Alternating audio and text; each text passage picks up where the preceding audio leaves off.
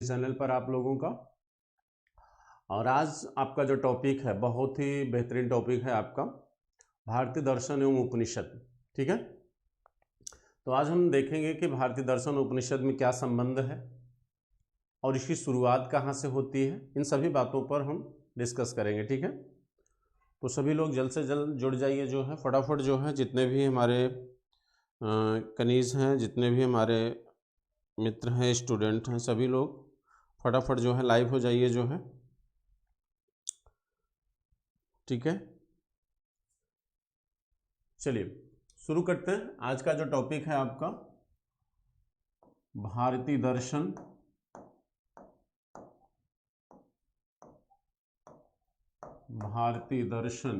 एवं उपनिषद। भारतीय दर्शन एवं उपनिषद। ठीक है, बहुत ही आराम से, बहुत ही सलीके से इसको ध्यान से समझिएगा आप जो है। भारतीय दर्शन, देखिए दो चीजें हैं, एक भारतीय शब्द लगा है, दर्शन है, उपनिषद है। पहले हम थोड़ा सा भारतीय दर्शन की बात कर लें, फिर उपनिषद की बात करते हैं, क्योंकि दोनों में कोरिलेशन है।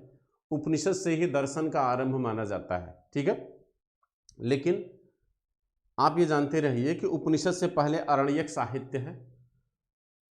ठीक, तो कहा जाता है कि आरण्यक से ही उपनिषद के तत्व हमें मिलने लगते हैं। आरण्यक में भी उपनिषद के प्रमाण पाए गए हैं, क्योंकि वो भी रहस्यात्मक ज्ञान है और रहस्यात्मक ज्ञान का संबंध उपनिषद से माना गया है। तो उपनिषदों का प्रारंभ तो दार्शनिक ज्ञान का जो प्रारंभ है वो आरण्यक साहित्य से शुरू हो जाता है, लेकिन इसका जो पूरी तरह विकास है वो हमें उपनिषदों से दिखाई देता है। ठीक है, लेकिन उसको जानने से पहले हम थोड़ा सा भारतीय दर्शन की बात करेंगे। कहते हैं कि भारतीय दर्शन में जो दर्शन शब्द है, ये देखिए जो दर्शन शब्द है मित्रों, दर्शन शब्द जो है ये संस्कृत के दृश्य धातु से बना है। ये संस्कृत के दृश्य धातु से, संस्कृत के दृश्य धातु से बना है। ठीक, दृश्य धातु से बना है। इसका अर्थ होता है, अर्थ है इसका देखना। इसका जो अर्थ है मित्रों वो है देखना। अर्थ इसका क्या है? देखना। ठीक, लेकिन व्यवहारिक भाषा में इसका अर्थ होता है जानना। यानी दर्शन का संबंध किससे है? जानने से है। ठीक है, किसी विषय वस्तु को जानना ही क्या होता है? दर्शन होता है। ठीक, इसको ऐसे कहते हैं संस्कृत में दृश्यते इति दर्शनम। दृश्यते इति दर्शनम।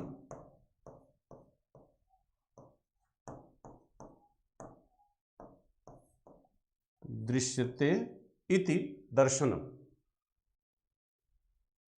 देखना ही क्या है? दर्शन है। देखना ही क्या है? दर्शन है। देखना ही दर्शन है। लेकिन यहां देखने का जो सेंस है वो जानने से है। वो किससे है? जानने से। यानी जानना ही क्या है? दर्शन है। इसको आप ऐसे भी कर सकते हो, देखना या जानना क्या है? दर्शन है। ठीक, किसको देखोगे? किसी विषय वस्तु को देखोगे। वो कुछ भी हो सकता है, हम हो सकते हैं, आप हो सकते हैं, दीवार हो सकती है, ये कमरा हो सकता है, ईश्वर हो सकता है, ठीक, सृष्टि का ये तत्व हो सकता है, बहुत सारी ऐसी चीजें हैं। यानी विषय के रूप में आप किसी भी चीज को रख सकते हैं। दृश्यते इति दर्शनम, यानी जो देखा जाए, जाना जाए, वही क्या है? दर्शन है। इसे ऐसे भी कहते हैं दृश्यते, दृश्यते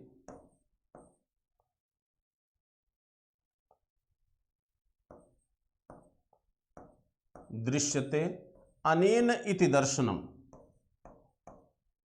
अनेन इति दर्शनम। दृश्यते अनेन इति दर्शनम। जिसके द्वारा देखा जाए, यानी जिसके द्वारा देखा जाए वो दर्शन है। इसका अर्थ है जिसके द्वारा देखा जाए या जाना जाए, देखने का सेंस यहां किससे है, जिसके द्वारा देखा या जाना जाए वो क्या है, दर्शन है। ठीक है, अब दो चीजें देखिए निकल के आई, देखना ही क्या है, दर्शन है, और जिसके द्वारा देखा जाए वो क्या है, दर्शन है। दूसरी लाइन का सेंस निकल रहा है। तो प्रश्न ये है कि देखना या जानना, जानना इसे ही क्या कहते हैं, प्रमेय कहते हैं। प्रमेय माने विषय वस्तु, दर्शन में विषय वस्तु को क्या कहा गया, प्रमेय कहा गया। ठीक, जिसके द्वारा देखा जाए इसे प्रमाण कहा जाता है। इसको अभी हम सरल भाषा में समझा रहे हैं, दर्शन है थोड़ा सा टिपिकल रहता है। ठीक, तो दो चीजें निकल के आई, प्रमेय और प्रमाण। प्रमेय का मतलब होता है जिसे जाना जाए, प्रमाण का मतलब होता है जिसके द्वारा जाना जाए। यहां प्रमेय का तात्पर्य मित्रों दो चीजों से है, एक ईश्वर से यानी ब्रह्म जिसको कहा गया दर्शन में, दूसरा तत्व से। ठीक, यहां प्रमेय यानी सब्जेक्ट यानी विषय क्या है, ईश्वर या तत्व। यानी कहने का मतलब है मित्रों कि इसके अंतर्गत दो विषय हैं, यानी दर्शन में यह जानने का प्रयास किया गया है कि ईश्वर या ब्रह्म जैसी कोई संकल्पना है कि नहीं है, पहली बात।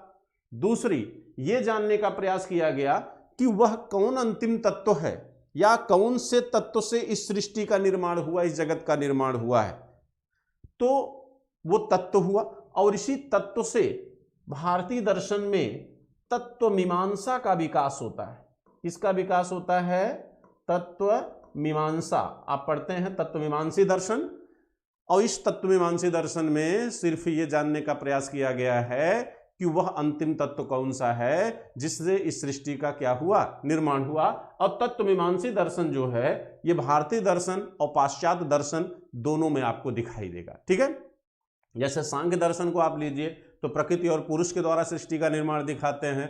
आप पाश्चात्य दर्शन में आप चले जाइए तो आपको जो है चिदड़ुवाद, तमाम ऐसी संकल्पनाएं लाइबनिज वगैरह की दिखाई देती हैं। ठीक, इसके बाद इस ब्रह्म के ज्ञान यानी ब्रह्म के ज्ञान प्राप्त करने का जो प्रयास किया गया, यानी ब्रह्म को जो विषय बनाया गया, यानी ब्रह्म की सत्ता है कि नहीं है, इससे जो दर्शन विकसित हुआ उसे ज्ञान मीमांसा कहा गया।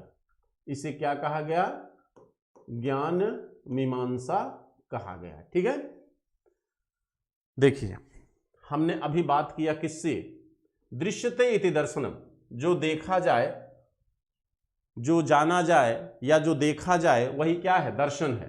तो जाना और देखा किसको जाता है, दो चीजों को भारतीय दर्शन में जानने और देखने का प्रयास किया गया है, वो है तत्व और ब्रह्म। यानी वह ब्रह्म या वह ईश्वर कौन है यानी ईश्वर जैसी कोई सत्ता है कि नहीं है, इसको जानने का प्रयास किया गया दर्शन में। और वह अंतिम तत्व कौन सा है जिससे इस सृष्टि का क्या हुआ है, निर्माण हुआ।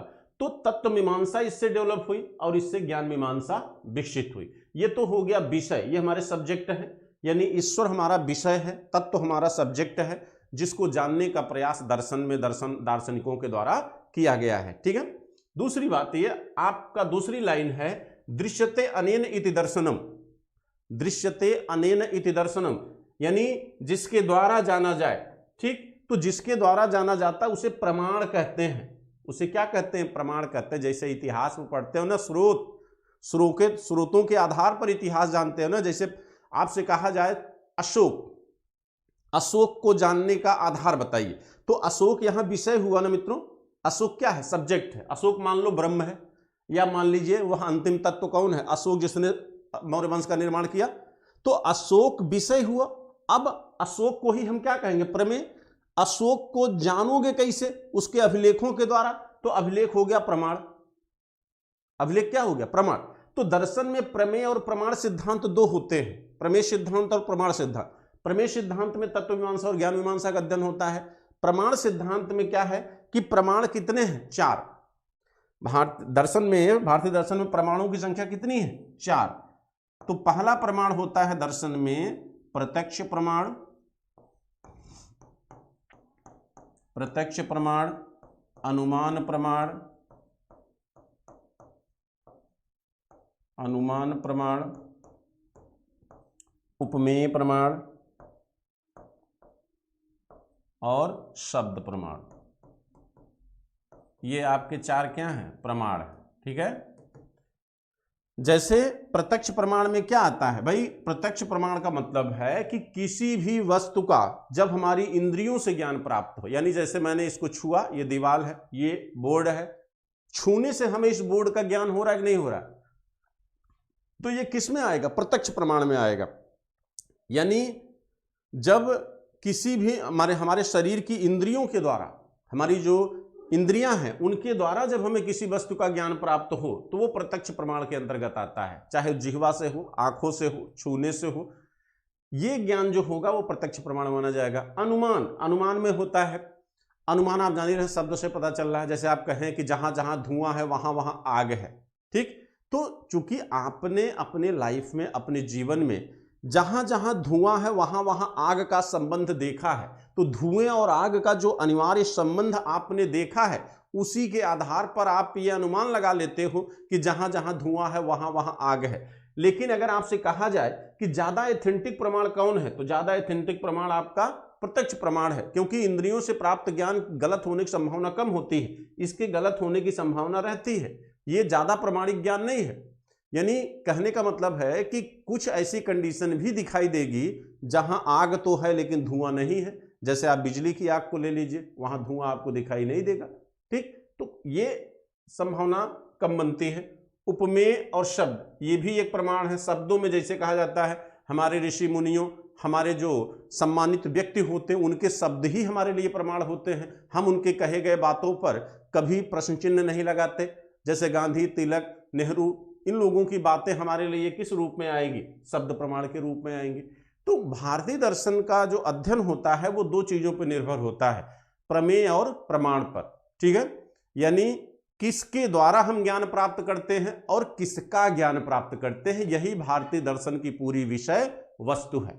ठीक है, यही भारतीय दर्शन की क्या है? पूरी विषय वस्तु है।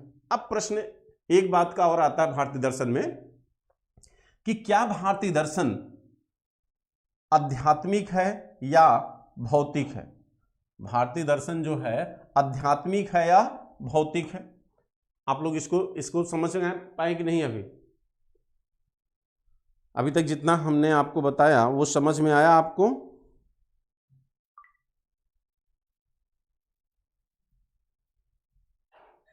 ठीक है, चलिए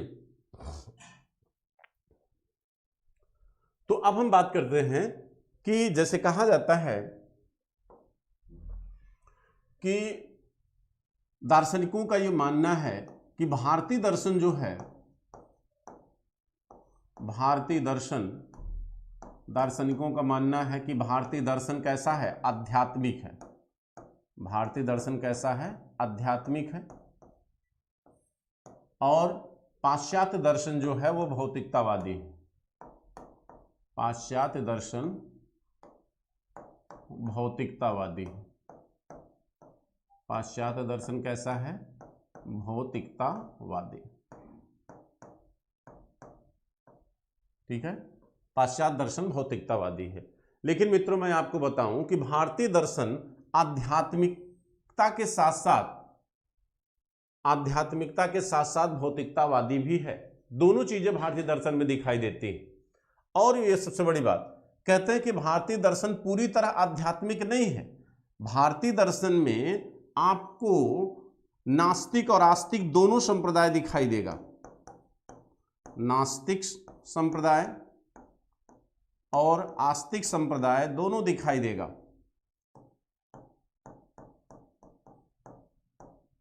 आस्तिक संप्रदाय दोनों दिखाई देगा। और यह विभाजन जो है, यह विभाजन किस आधार पे है? यानी भारत में जो आस्तिक और नास्तिक संप्रदाय का विभाजन किया गया है वो किसकी मान्यता के आधार पे है? यह वेदों की प्रामाणिकता के आधार पे है। या वेदों की मान्यता के आधार पर, वेदों की मान्यता के आधार पर भारतीय दर्शन को आस्तिक और नास्तिक दो भागों में बांटा गया है। यानी वो दर्शन जो वेदों की प्रामाणिकता में विश्वास रखते हैं उनको हम आस्तिक दर्शन कहते हैं, जो वेदों की प्रामाणिकता में विश्वास नहीं रखते हैं उनको नास्तिक कहते हैं। तो विश्वास न रखने वालों में आपके कौन कौन से हैं? विश्वास न रखने वालों में चार्वाक दर्शन है, चार्वाक दर्शन आता है, जैन दर्शन आता है और बौद्ध दर्शन आता है। ये जो आपका दर्शन है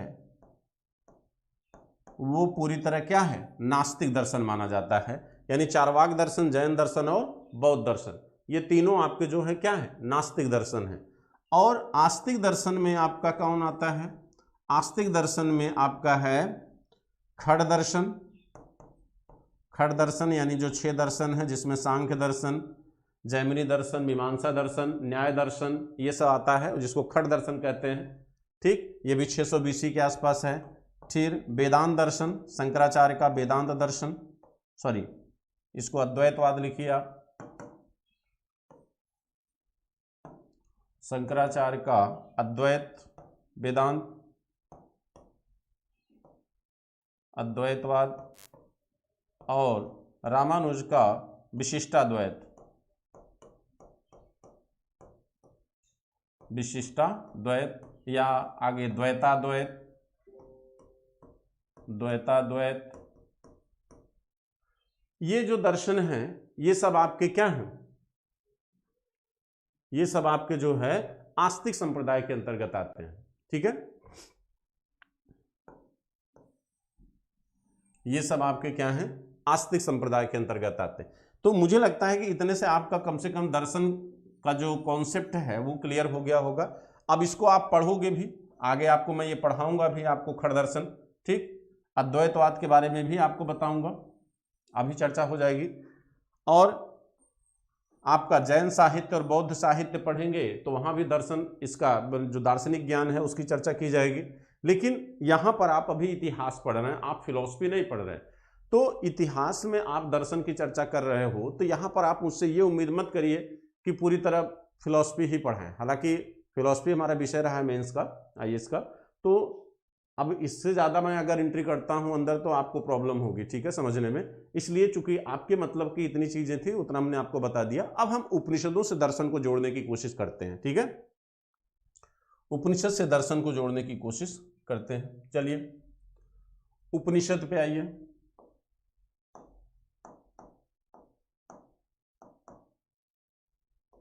उपनिषद देखिए, दर्शन का प्रारंभ पूरी तरह उपनिषदों से होता है। लेकिन फिर भी मैं बार बार आपको बता रहा हूं, अगर आपसे पूछ लिया जाए कि दर्शन का प्राचीनतम प्रमाण कहां मिलता है, तो प्राचीनतम प्रमाण जो है ऋग्वेद के नासदी सूक्त में मिलता है। ऋग्वेद के नासदीय सूक्त में, ऋग्वेद के नासदीय सूक्त में मिलता है। ठीक है, उसके बाद फिर आरण्यक साहित्य। आरण्यक साहित्य में दर्शन क्यों माना गया? आरण्यक साहित्य को दार्शनिक ज्ञान के लिए इसलिए स्वीकार किया गया क्योंकि जो अरण्य है, अरण्य माने होता जंगल, ठीक है, अरण्य माने क्या होता मित्रों? जंगल। कहते हैं कि जंगल में ऋषि मुनियों द्वारा जो आध्यात्मिक एवं रहस्यवादी ज्ञान प्राप्त किया गया वह भी दर्शन के अंतर्गत ही आता है। रहस्यवादी ज्ञान जो होता वो व्यक्तिगत होता है, यानी जो ज्ञान आपको रहस्यात्मक ज्ञान जो प्राप्त हुआ उसे सिर्फ आप ही महसूस कर सकते हो, दूसरा कोई महसूस नहीं कर सकता। तो रहस्यवादी एवं आध्यात्मिक ज्ञान को भी दर्शन के अंतर्गत शामिल किया गया है। इसलिए आरण्यक साहित्य से दर्शन का प्रारंभ देखा जाता है। ठीक, लेकिन पूर्ण विकास जो है वह कहां से होता है? उपनिषदों से होता है। परीक्षा में जो है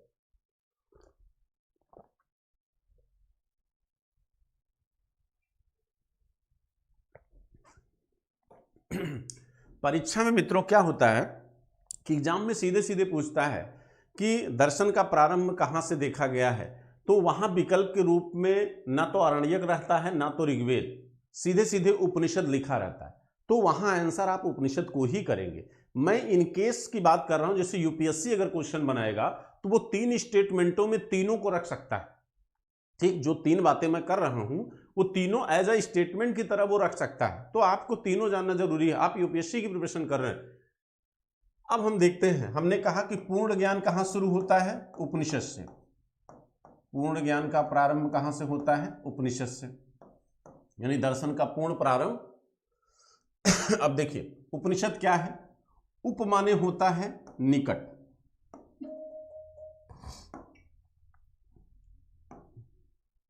उप मतलब क्या होता है? निकट।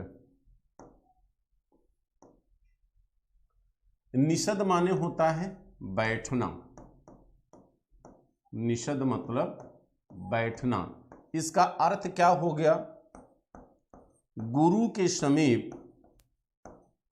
गुरु के समीप बैठकर, गुरु के समीप बैठकर प्राप्त किया गया, प्राप्त किया गया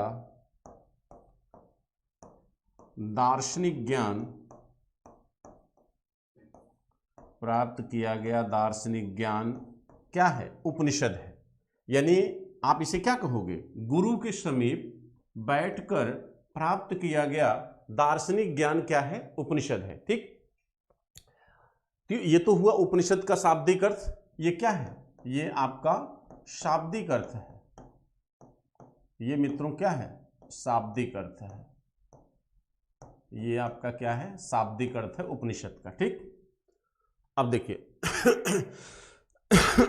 उपनिषदों की संख्या कितनी है? उपनिषद की संख्या कितनी है? 108।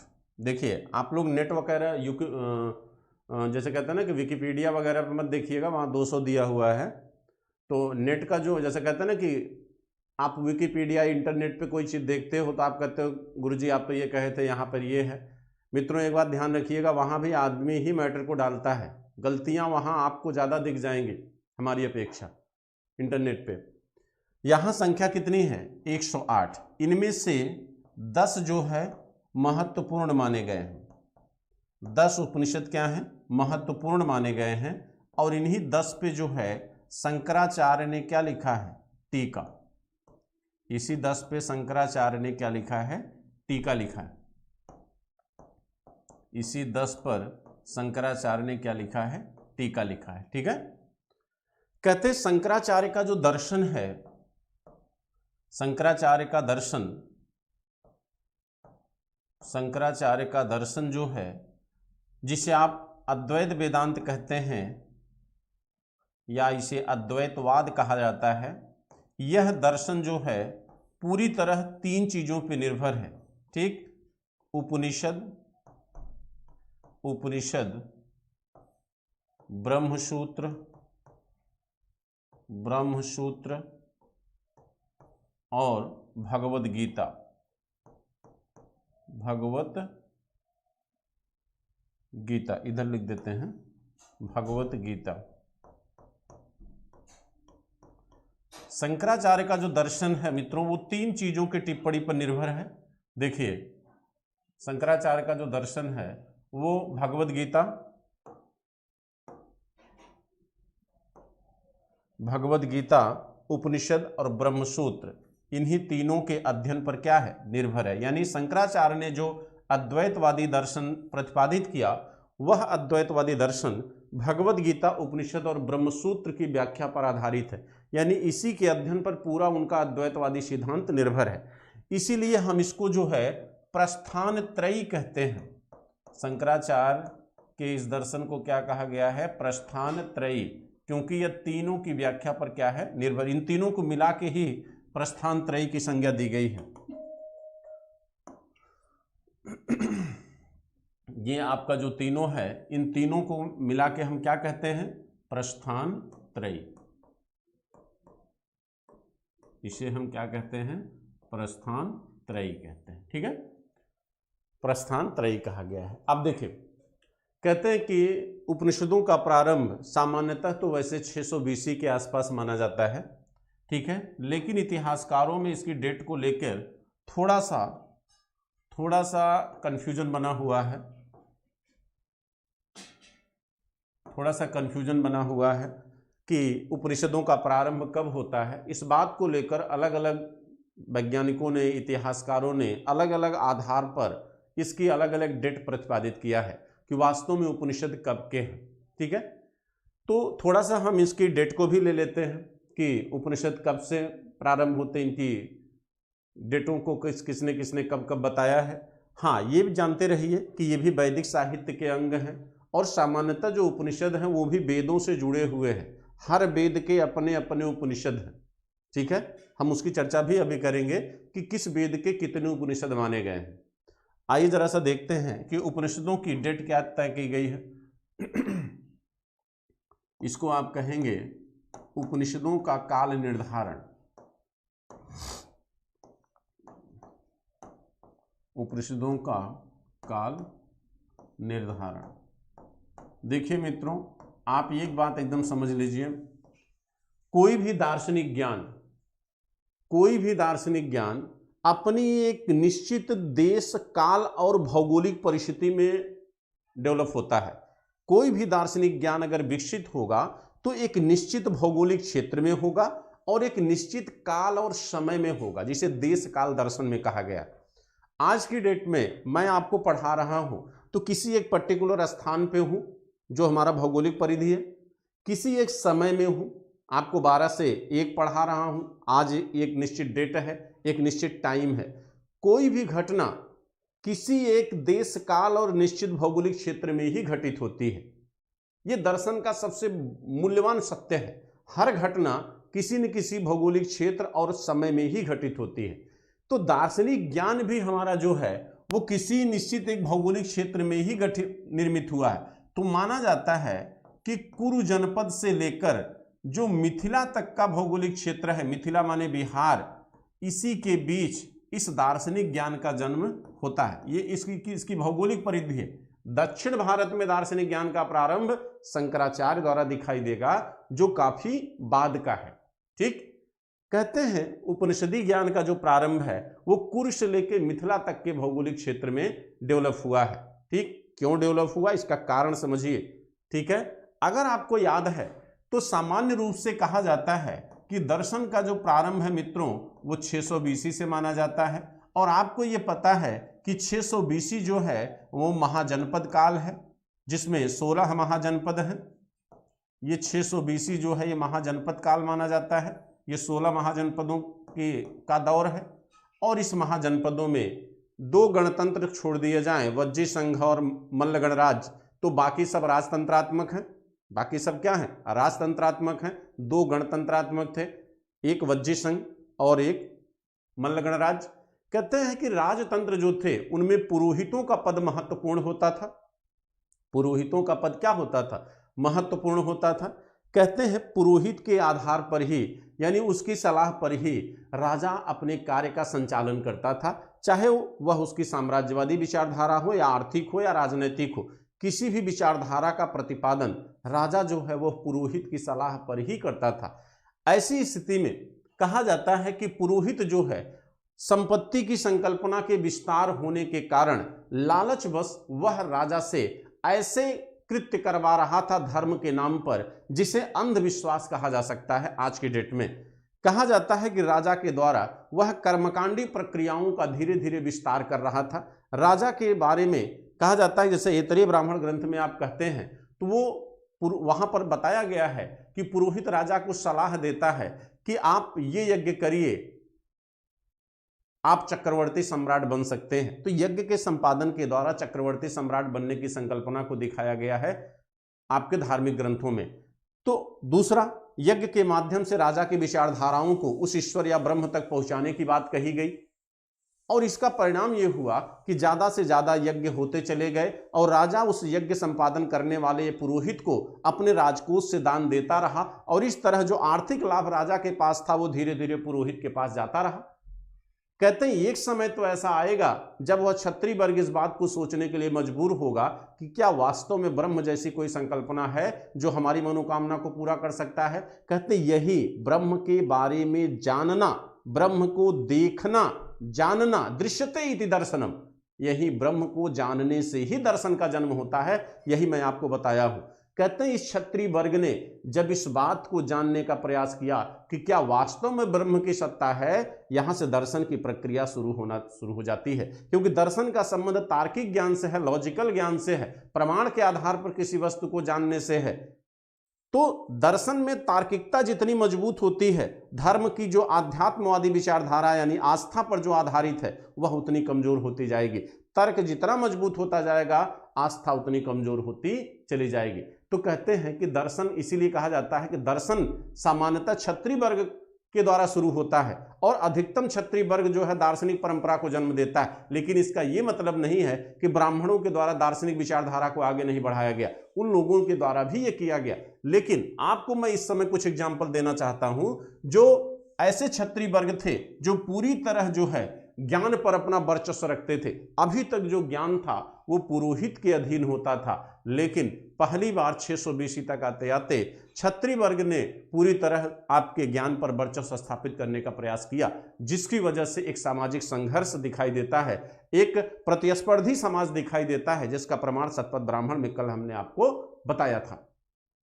यहां पर अगर आप देखिए, कहा जाता है कुरु महाजनपद, कुरु जनपद के राजा थे उद्दालक अरुणी, उद्दालक अरुणी। पांचाल के राजा थे प्रहवण जयविल, पांचाल के राजा थे प्रहवण जयविल, पांचाल के राजा थे प्रहवण जयविल। कैकेयी के राजा थे अश्वपत, कैकेयी के राजा थे अश्वपति। काशी के राजा थे अजातशत्रु,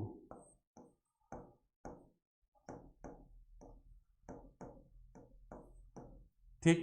ये ऐसे राजा हैं जो कहीं न कहीं दार्शनिक, कहा जाता है कुरु के राजा उद्दालक अरुणी दार्शनिक ज्ञान की प्राप्ति के लिए ब्राह्मण जयविल के पास आया करते थे। अब आप सोचिए कि इस समय के जो राजा हैं वो दार्शनिक और तार्किक ज्ञान प्रदान कर रहे हैं, तो इसका मतलब है कि कहीं न कहीं धर्म के अधिकार यानी ब्राह्मण के अधिकार क्षेत्र में क्षत्रियों ने एंट्री मारना शुरू कर दिया। ठीक है, ये एक वर्चस्व, एक सामाजिक संघर्ष को दर्शाता है उपनिषद काल में। अब हम बात करते हैं तिथियों की। हम चूंकि उसी की चर्चा करने चल रहे थे कि उपनिषदों का काल निर्धारण जो किया गया है किसने क्या माना है। ठीक, काल निर्धारण की बात हो रही थी, मैं भटक गया थोड़ा सा।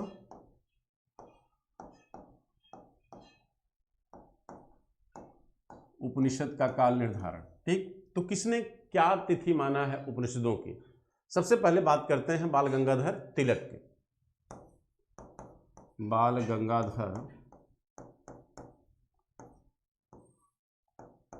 गंगाधर तिलक, इन्होंने उपनिषद का जो ड्यूरेशन माना है वो 6000 BC से 200 BC माना है, जो पूरी तरह से निराधार है। ठीक है, लेकिन आप जानते रहिए किसने क्या दिया है। अगला है बीबी कामेश्वर, बीबी कामेश्वर, बीबी कामेश्वर, इन्होंने 2300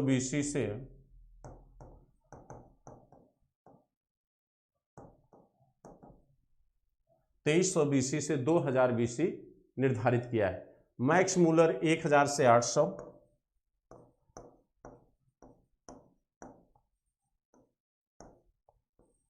मैक्स मूलर 1000 से 800 BC, 1000 से 800 BC आपके मैक्स मूलर ने माना है। रानाडे ने 1200 से 600, रानाडे साहब महाराष्ट्र के थे, इन्होंने 1200 से 600 माना है। इसके बाद राधाकृष्णन, राधाकृष्णन इन्होंने 800 ईस्वी यानी BC माना है। ठीक है, तो ये आपको सिर्फ देखिए, यहां पर कोई वो नहीं है, सामान्य जो मानक जो है, जो माना जाता है, जो माना गया है कि उपनिषद कब से शुरू होते हैं, तो माना यह गया है कि बौद्ध धर्म के पूर्व, बौद्ध धर्म के उद्भव के पूर्व, बौद्ध धर्म के उद्भव के पूर्व 600 बीसी के लगभग, 600 बीसी के लगभग उपनिषदों का प्रारंभ माना जाता है। ठीक है, जिनकी संख्या कितनी है? 8। जिनकी संख्या कितनी मित्रों? 8 है। ठीक है,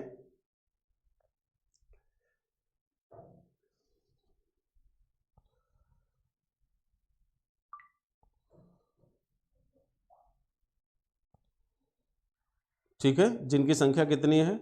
8।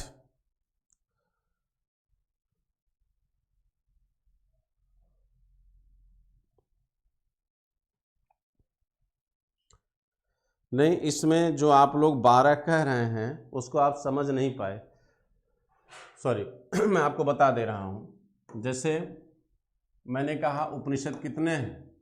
108। ठीक, फिर इसमें हमने कहा कि 10 महत्वपूर्ण हैं, 10 महत्वपूर्ण हैं, लेकिन ये 10 महत्वपूर्ण शंकराचार्य के आधार पर है। ये शंकराचार्य के आधार पर है मित्रों। ठीक है, आप इसको समझने की कोशिश करिए। मैंने कहा उपनिषद कितने? 108। ठीक, फिर इसमें हमने कहा, यहां पर जो मैंने कहा था वो मैंने कहा कि शंकराचार्य के आधार पर, क्योंकि शंकराचार्य ने इन 10 उपनिषदों पर टिप्पणी लिखी, इसलिए इनके अनुसार जो है उपनिषद महत्वपूर्ण कितने माने गए? 10।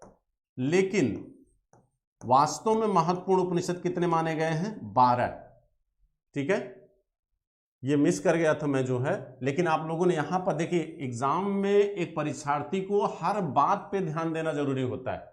अगर आप एक वर्ड भी मिस करोगे तो आंसर आपका गलत हो जाएगा। अब मैं आपको बताता हूं टोटल कितने हैं? 108, 12 महत्वपूर्ण है। शंकराचार्य के अनुसार महत्वपूर्ण कितने हैं? 10। क्यों महत्वपूर्ण है? क्योंकि उन्होंने 10 पर क्या लिखा है? टिप्पणी लिखा है। ठीक है, इसके अतिरिक्त अगर आप देखें तो आपके गद्य में कौन कौन से हैं, यानी गद्य में कौन कौन से उपनिषद लिखे, तो गद्य में याद रखिएगा ऐतरेय उपनिषद, केन उपनिषद, छांदोग्य उपनिषद, तैत्तिरीय उपनिषद लिख दे रहा हूं मैं।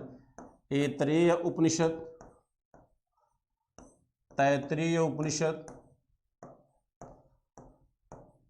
तैत्तिरीय उपनिषद, केन उपनिषद, केन उपनिषद, बृहदारण्यक उपनिषद,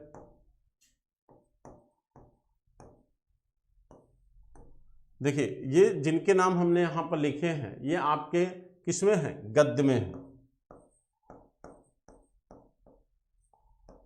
ये आपके गद्य में है, कौशिक उपनिषद। इसके बाद पद्य वाले, पद्य में कौन कौन से हैं? पद्य में कौन कौन से आते हैं? पद्य में आता है आपका ईश उपनिषद, कठ उपनिषद और श्वेताश्वर उपनिषद। ईश उपनिषद, कठ उपनिषद और श्वेताश्वर उपनिषद। श्वेताश्वर उपनिषद ये आपके क्या है? पद्य में है। कुछ जो है गद्य और पद्य दोनों में है, जैसे मैत्रायणी को ले लीजिए, मांडुक्य उपनिषद को ले लीजिए, छांदोग्य उपनिषद भी आपका जैसे हमने बात किया था, कुछ हैं जो गद्य और पद्य दोनों में है, मैत्रायणी और मांडुक्य उपनिषद। तो ये तो गद्य और पद्य में है, इनको भी ध्यान रखिएगा, कभी कभी पूछा जा सकता है। अब हम देखते हैं किस उपनिषद, किस वेद से, जैसे हमने बात किया था कि सामान्यतः जो उपनिषद हैं वो वेदों से ही लिए गए हैं, वेदों से ही उद्भूत हैं।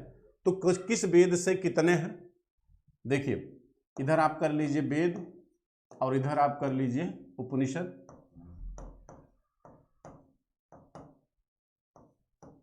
वेदों में आपका आता है सबसे पहला है ऋग्वेद,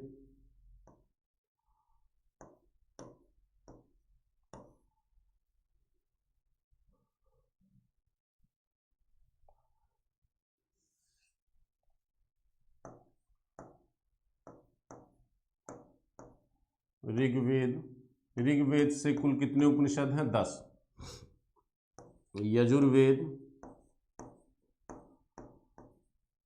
से कुल कितने हैं? 41 उपनिषद।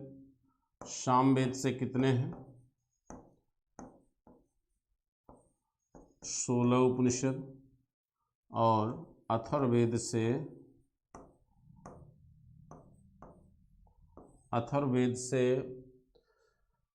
देखिए, अथर्ववेद से है 31। तो कहते हैं कि अगर आप इनको जोड़िए तो कितना आ रहा है? 8, 4, 3, 7, 2, 9, 1, 10। हाँ, 110 हो रहा है। ठीक है, ये सही डिवीजन है आपका। तो ऋग्वेद से कितने हैं? 10, यजुर्वेद से 41, सामवेद से 16, अथर्ववेद से 31 आ रहा है। ठीक, ये आपके उपनिषद है।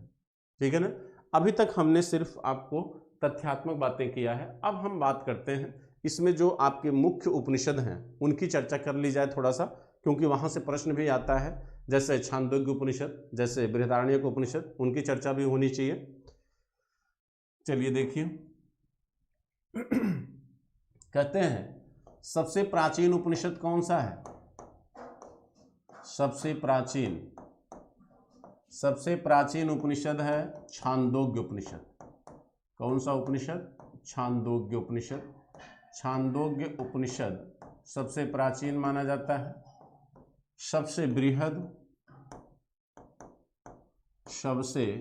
बृहद यानी बड़ा बृहदारण्यक उपनिषद है। कौन सा उपनिषद? बृहदारण्यक उपनिषद है। सबसे छोटा मांडुक्य उपनिषद है। सबसे छोटा मांडुक्य उपनिषद है। ठीक, अब हम चर्चा करेंगे किसकी? छांदोग्य उपनिषद की। छांदोग्य उपनिषद की चर्चा करेंगे।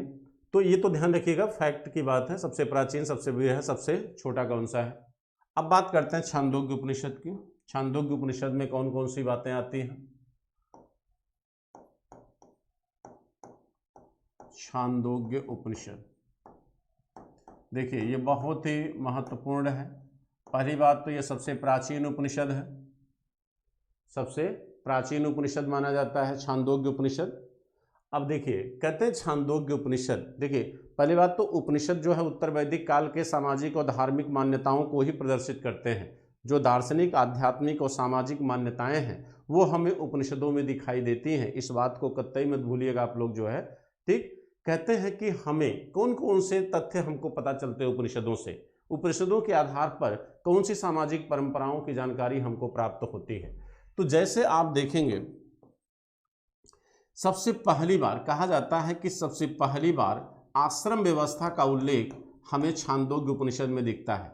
आश्रम व्यवस्था सबसे पहली बार कहाँ दिखती है? छांदोग्य उपनिषद में दिखती है। लेकिन ये ध्यान रखिए, आश्रम व्यवस्था क्या है? कहा जाता है कि मनुष्य के जीवन को 100 वर्ष मानते हुए उसके पूरे जीवन को 4 भागों में बांटा जाता है। जैसे 4 भागों में, माने पहला जो होता है वो आपका ब्रह्मचर्य आश्रम होता है, दूसरा आपका गृहस्थ आश्रम होता है, तीसरा चतुर्थ वानप्रस्थ होता है, और चौथा संन्यास होता है। 4 आश्रम होते हैं। लेकिन यहाँ पर जो हमको दिख रहा है जो आश्रम व्यवस्था, इसमें केवल 3 आश्रमों का उल्लेख होता है। यानी छांदोग्य उपनिषद में जो आश्रम व्यवस्था आई है उसमें केवल 3 आश्रम व्यवस्था का ही उल्लेख प्राप्त होता है। पहला जो है, पहला है आपका ब्रह्मचर्य आश्रम।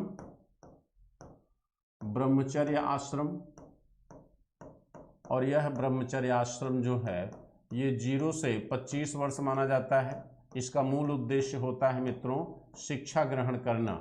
जिस जीवन में आप चल रहे हैं वह जीवन आपका क्या है? ब्रह्मचर्य जीवन है। ठीक है। दूसरा आपका है गृहस्थ आश्रम, और सभी आश्रमों में सबसे श्रेष्ठ आश्रम माना गया है गृहस्थ आश्रम को। और गृहस्थ आश्रम को सबसे श्रेष्ठ आश्रम क्यों माना गया है? क्योंकि इस आश्रम में व्यक्ति जो है इहलौकिक और परलौकिक दोनों कर्तव्यों का निर्वहन करता है। ठीक है, यानी आप जो है माता पिता, पत्नी, इन सब के प्रति भी अपने कर्तव्यों का निर्वहन करते हो और इसी जीवन में आप जो है अपने पितरों, अपने पूर्वजों, अपने आने वाले भविष्य के लिए भी कार्य करते हो। जो पूजा पाठ करते हो, जो पंच महायज्ञ करते हो, जो 3 ऋणों से मुक्ति होती है आपकी, वो सब इसी जीवन में होता है। आपके पिता, अपने दादा परदादा का श्राद्ध करना, ये सारी प्रक्रियाएं जो है वो आपके आने वाले भविष्य से जुड़ी होती हैं, जो कहाँ होता है, परलौकिक यानी स्वर्ग में। यानी स्वर्ग प्राप्त करने के लिए जो कार्य करना होता है वो भी इसी जीवन में आप करते हो, और अपने माता पिता, पत्नी, पुत्र, संतान के प्रति जो दायित्व हैं, जिसको आप इहलौकिक कर्तव्य कहते हो, जो यहाँ पर आपको निभाना होता है, वह भी आप इसी में प्राप्त करते हैं। कहते हैं पुरुषार्थ 4 होते हैं, धर्म, अर्थ, काम, मोक्ष। पुरुषार्थ कितने होते हैं? पुरुषार्थों की संख्या कितनी है? धर्म, अर्थ, काम एवं मोक्ष। धर्म, अर्थ, काम, मोक्ष, ठीक ना। कहते हैं अर्थ एवं काम, ये देखिए, ये 2 पुरुषार्थ जो है आपके गृहस्थ जीवन से जुड़े होते हैं। यानी धन का संचय करना, धन कमाना, और काम यानी पत्नी सुख पाना, ये दोनों पुरुषार्थ आपके गृहस्थ जीवन से ही जुड़े हैं मित्रों, ठीक है। धर्म का जो संबंध होता है वह आपके वानप्रस्थ आश्रम से होता है। वानप्रस्थ आश्रम का संबंध किससे है? धर्म की प्राप्ति से। आप जंगलों में चले जाते हो सब कुछ छोड़कर धर्म की साधना में। और जो चौथा आश्रम है, जिसका उल्लेख आपके छांदोग्य उपनिषद में नहीं आता, ठीक, तो चौथा आश्रम संन्यास आश्रम है, जो मोक्ष की प्राप्ति के लिए होता है। तो ये चारों पुरुषार्थों की प्राप्ति व्यक्ति के जीवन का परम उद्देश्य माना गया है, जिसका जीवन भर वो प्राप्त करने का प्रयास करता है। हमने आपको बताया कि छांदोग्य उपनिषद में आश्रम व्यवस्था का उल्लेख पहली बार आया है, लेकिन यहाँ पर चारों आश्रम का उल्लेख न होकर कितने आश्रम का उल्लेख है? 3 आश्रमों का उल्लेख है। लेकिन अगर आपसे ये पूछा जाए कि चारों आश्रम एक साथ पहली बार किस उपनिषद में आए हैं, तो आप कहेंगे जबालो उपनिषद। कौन सा उपनिषद? जबालो उपनिषद। जबालो उपनिषद में मैं लिख दे रहा हूं यहां पर, जबालो उपनिषद, पानी देना। जबालो उपनिषद में पहली बार चारों आश्रम का उल्लेख आता है। यह एकमात्र उपनिषद है जिसमें चारों आश्रमों का एक साथ उल्लेख आया है, और वह आश्रम कौन है? जबालो उपनिषद। इसको ध्यान रखिएगा, ठीक है। अभी हम बात कर रहे हैं चूंकि छांदोग्य उपनिषद पे, तो अभी आपका ध्यान जो है वहीं पर होना चाहिए, ठीक है। चलिए अन्य चीज देखते हैं आगे क्या होता है।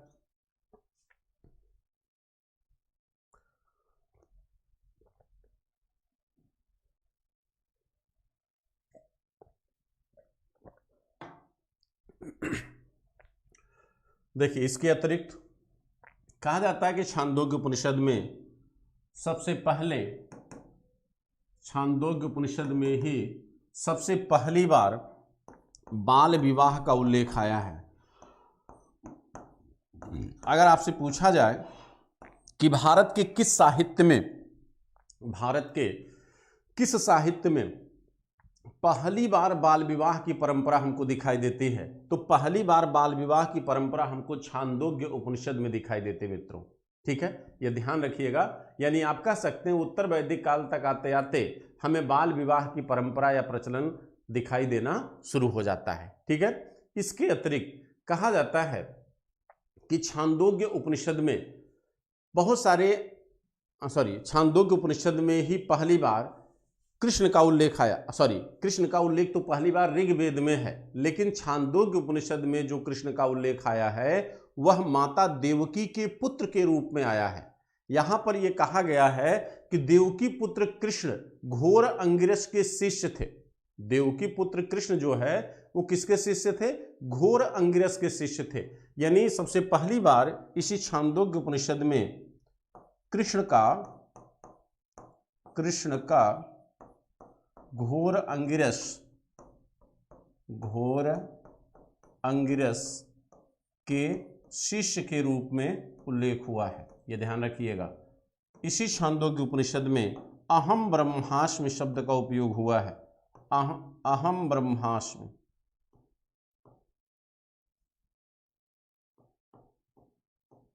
अहम ब्रह्मास्मि, मैं ही ब्रह्म हूं। और तत्त्वमसि, इसी पर शंकराचार्य का दर्शन भी टिका हुआ है। इन दोनों का उल्लेख भी आपके छांदोग्य उपनिषद में आया है। ठीक है, तो इतनी बातें आपके छांदोग्य उपनिषद से जुड़ी हुई हैं। ठीक, इसके बाद कहा जाता है कि सबसे जो महत्वपूर्ण उपनिषद है आपका वह है बृहदारण्यक उपनिषद। सबसे महत्वपूर्ण उपनिषद कौन सा है? बृहदारण्यक उपनिषद। तो बृहदारण्यक उपनिषद में चलिए देखते हैं क्या क्या हमको तथ्य मिलते हैं बृहदारण्यक उपनिषद में। सबसे पहली बात तो ये सबसे बड़ा उपनिषद है। बृहदारण्यक उपनिषद जो है ये सबसे बड़ा है।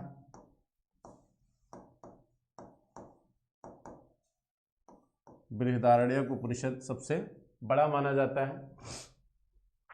सॉरी, एक गलती हो गई, जो अहम ब्रह्मास्म शब्द अभी हमने यूज कर दिया छांदोग्य उपनिषद में, वो वास्तव में वहां नहीं है, दिमाग से डिलीट कर दीजिए उसको।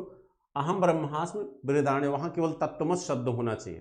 ठीक है, तत्त्वमसि शब्द होना चाहिए। देखिए,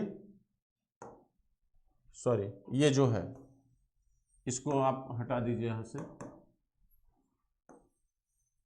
ये नहीं रहेगा। ठीक, केवल तत्त्वमसि शब्द को आप ध्यान में रखिए। ठीक है, क्योंकि अहम ब्रह्मास्म जो है ये बृहदारण्यक उपनिषद में कहा गया है, क्योंकि वहां पर ब्रह्म के विषय पर चर्चा की गई है। ये शब्दावली वहीं से उपयोग होती है, और ब्रह्म का विवरण सबसे पहले बृहदारण्यक उपनिषद में ही आया है। वहीं पर ब्रह्म के ऊपर चर्चा किए जाने का उल्लेख हमको प्राप्त होता है। ठीक, तो चलिए हम देखते हैं बृहदारण्यक उपनिषद।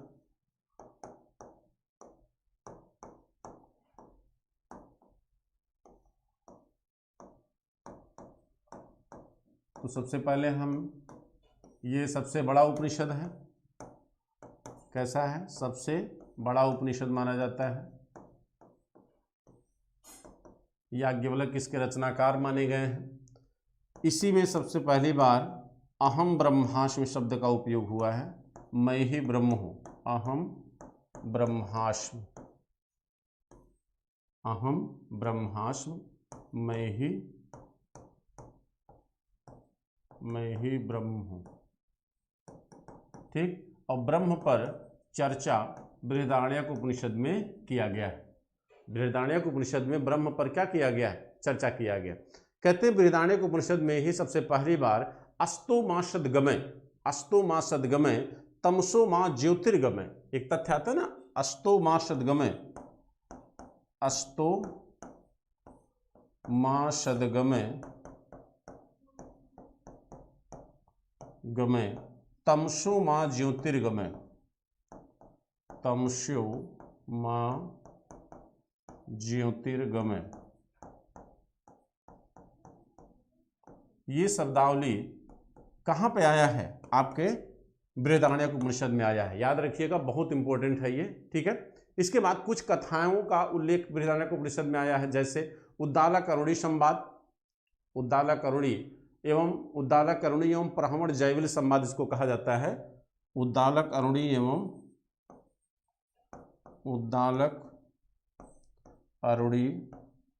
एवं ब्राह्मण जैविल संवाद, ब्राह्मण जैविल संवाद। आपको अभी हमने ऊपर बताया ना कि उद्दालकरुणी जो है पांचाल राजा ब्राह्मण जैविल के यहाँ जो है ज्ञान प्राप्ति के लिए जाया करते थे। तो उद्दालकरुणी एवं ब्राह्मण जैविल संवाद ये आपके कहाँ पे है? बृहदारण्यक उपनिषद में है, ऊपर जिसकी चर्चा हमने अभी अभी आपको किया था। ये दोनों क्या हैं? क्षत्रिय हैं। ठीक, दोनों क्या हैं? क्षत्रिय हैं। इसके अतिरिक्त आपके बृहदारण्यक उपनिषद में याज्ञवल्क्य मैत्रेयी संवाद का उल्लेख है। याज्ञवल्क्य मैत्रेयी संवाद, याज्ञवल्क्य मैत्रेयी संवाद। मैत्रेयी विदुषी महिला है, यानी कहीं न कहीं अभी भी महिलाओं को ज्ञान प्राप्ति का अधिकार बना हुआ है। यानी उत्तर वैदिक काल तक आते आते महिलाओं के अभी उपनयन संस्कार पूरी तरह प्रतिबंधित नहीं हुए हैं। ठीक है, यहां पर यह चीज हमको दिखाई देता है। कहते हैं कि बृहदारण्यक उपनिषद में विदुषी पुत्री को प्राप्त करने के लिए अनुष्ठान किए जाने का उल्लेख है। इससे भी हमें इनकी विद्वता का ज्ञान प्राप्त होता है। विदुषी पुत्री प्राप्त करने के अनुष्ठान किए जाने का उल्लेख है। अनुष्ठान किए जाने का उल्लेख है। ठीक है, यानी अभी भी पुत्रियों का महत्व जो है वो समाज में क्या है, बना हुआ है। इससे हमको ये जानकारी प्राप्त होती है। ठीक है, तो ये सारी बातें आपके बृहदारण्यक उपनिषद की हैं, इसको ध्यान रखिएगा। अब हम आते हैं तैत्तिरीय उपनिषद पे। तैत्तिरीय उपनिषद देखिए, जो महत्वपूर्ण उपनिषद हैं, इंपॉर्टेंट जो तथ्य हैं, जो पूछे जाने की संभावना है, हम उसको पूरा करा दे रहे हैं आपका। ठीक है, अब हम बात करते हैं तैत्तिरीय उपनिषद।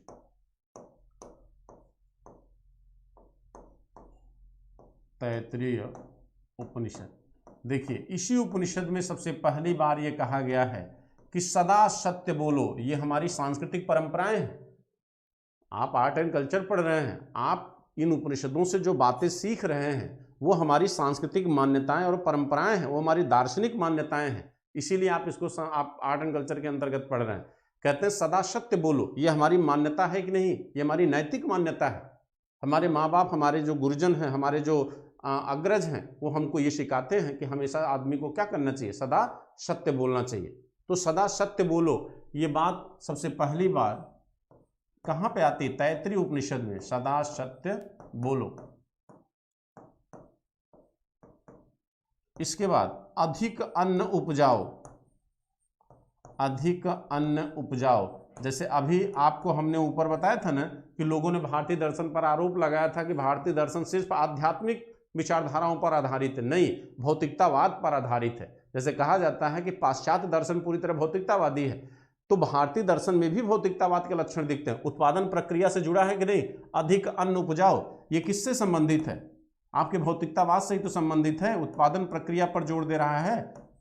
अधिक अन्न उपजाओ, ये कहीं न कहीं आपके भौतिकतावाद से जुड़ा हुआ है।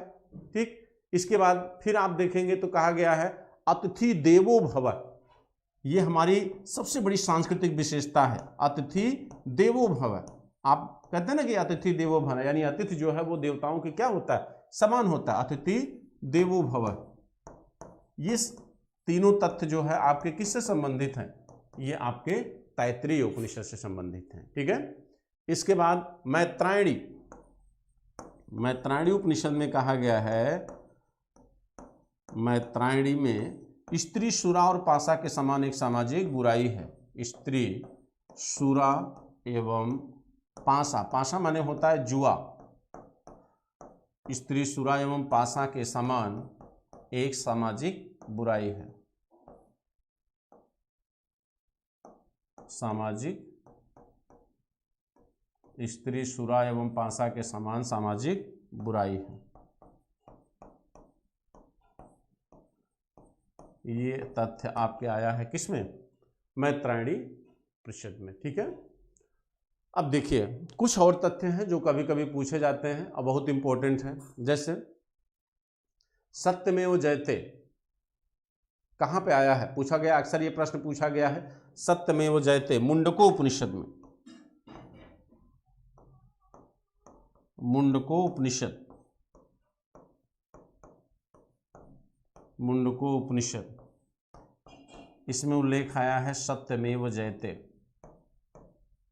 सत्यमेव जयते। ठीक है, कठ उपनिषद, कठ उपनिषद में यम नचिकेता संवाद। कठ उपनिषद में यम नचिकेता संवाद, यम नचिकेता संवाद का उल्लेख किसमें आया है? कठ उपनिषद में आया है। ठीक है, ये आपके इंपॉर्टेंट फैक्ट्स थे उपनिषद के जो बार बार पूछे गए हैं और पूछे जाते हैं। कहा जाता है कि भक्ति भावना, जैसे कहा जाए, आप इसको नोट कर लीजिए फिर हम बात करते हैं। ठीक, इसको नोट कर लीजिए। जैसे कहा जाता है कि भक्ति भाव की चर्चा सबसे पहले श्वेताश्वर उपनिषद में की गई है। भक्ति भाव श्वेताश्वर उपनिषद में, भक्ति भाव यानी भक्ति की भावना, भक्ति भाव की चर्चा सबसे पहले कहाँ हुई है? उपनिषद, आपके श्वेताश्वर उपनिषद में हुई है। ठीक है, ये आपके उपनिषद से जुड़े तथ्य थे, उपनिषद से जुड़े हुए तथ्य थे, ठीक है।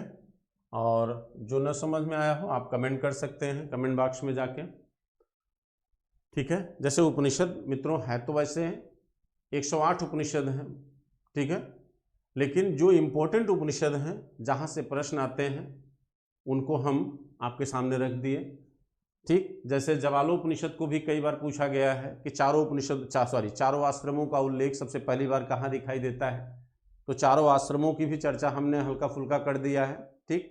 आगे आपके सामाजिक इतिहास में चर्चा होगी, प्राचीन इतिहास जब आप पढ़ेंगे, ठीक है। और फिर हमने पुरुषार्थों की चर्चा भी कर दिया, पुरुषार्थ कितने होते हैं, 4 होते हैं।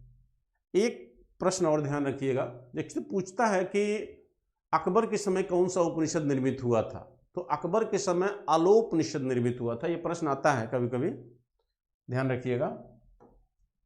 आलोपनिषद,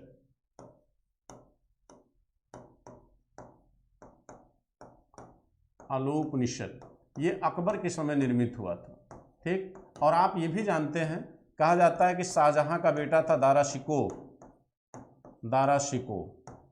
ठीक। दारा शिकोह ने 52 उपनिषदों का अनुवाद कराया था। इसने 52 उपनिषदों का क्या किया था, अनुवाद किया था। किस ग्रंथ के नाम से, सिर्रे अकबर के नाम से, सिर्रे अकबर के नाम से, ठीक है। एक दिन किसी हमारे बंधु ने ये प्रश्न किया था कि क्या वास्तव में अंग्रेजों के आने से पहले हम अपने इतिहास से परिचित नहीं थे। आप अपने इतिहास से परिचित नहीं थे, राजा महाराजा थे।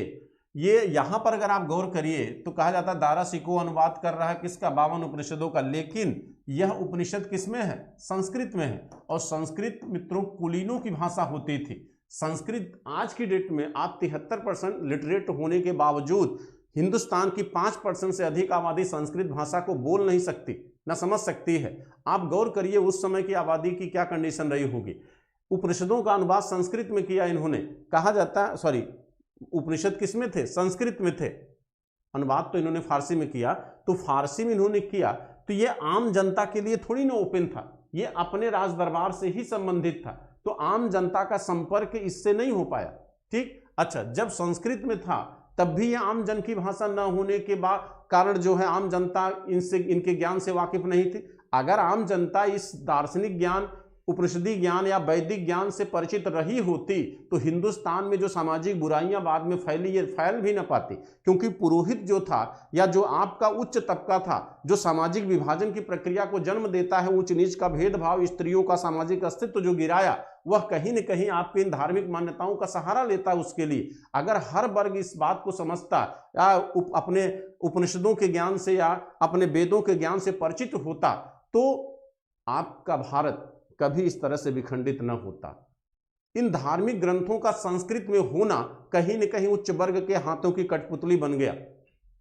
कुछ वर्ग ने अपने लाभ के लिए इन धार्मिक ग्रंथों का उपयोग समाज के लिए किया। ये पूरी तरह से सच है, नहीं तो आज हमारे हिंदुस्तान में इतनी जातियां, इतना वो न होता, ठीक है। तो वो अलग बात है, कुछ लोग हमारी बातों से सेटिस्फाई नहीं होंगे, लेकिन इस पर ज़्यादा चर्चा भी हम करना नहीं चाहते हैं, ठीक है। अगली क्लास में फिर मिलते हैं। थैंक यू, धन्यवाद।